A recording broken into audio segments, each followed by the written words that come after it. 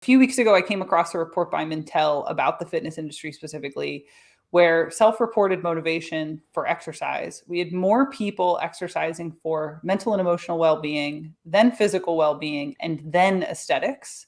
And it was the first time since they've been collecting data that that wasn't the top reason, which I think is fascinating for many reasons. But I would love to hear your thoughts and reactions, and like why do you think that's happening, and how do we support that if we are interested in having positive embodied experiences as people and practitioners? So I saw that too. I found it very exciting.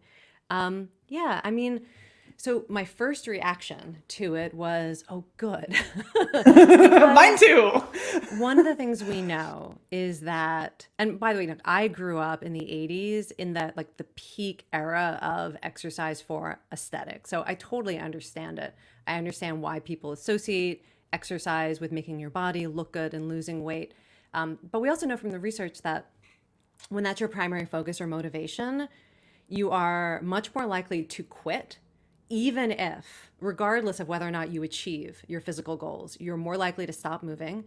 And you're less likely to experience some of the, what I think of as the core benefits of movement, like feeling happier and more connected to other people and a sense of purpose in your life and confidence.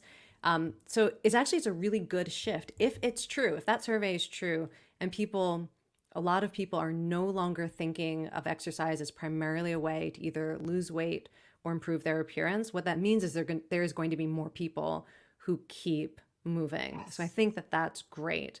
The other thing that makes me think is, well, good, because also they're much more likely to get what they want. And we also know from the research that it is much easier to get mental health, emotional, and social benefits from movement than it is to achieve, drastic physical appearance changes. Most people will experience mental health benefits immediately as long as they're doing a form of movement that is appropriate for their body and, meets any criteria that they have for enjoyment, whether, they actually like it or they just feel good about themselves when they're done, or they're doing it with someone they care about, or there is that right playlist, right? It's just so much easier to experience those benefits. So that was my second thought. And then like why it's all happening, I don't know. Maybe people are paying attention.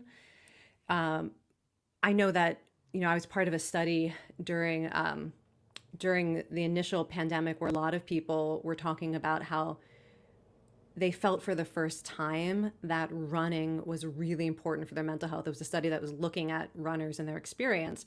And it was during the pandemic that they really realized how important it was for their mental health, not just focus on getting faster or how many steps they could get in, but this like that they felt free when they did it. They felt that they were moving forward in life. It actually gave them a place to go, and to do something